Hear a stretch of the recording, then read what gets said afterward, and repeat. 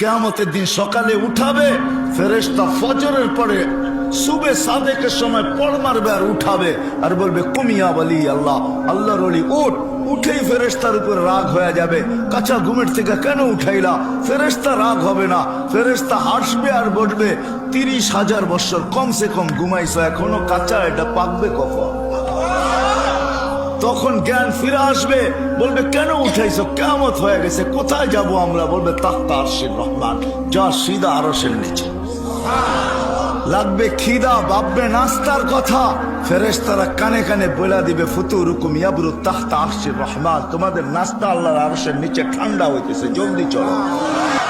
মনে মনে মেনু ভাববে কি খাওয়াবে আল্লাহ, তো ফেরেশতা চিৎকার দিয়া বলবে জান্নাতের মাছের কলিজার কাবাব আর জান্নাতের রুটি।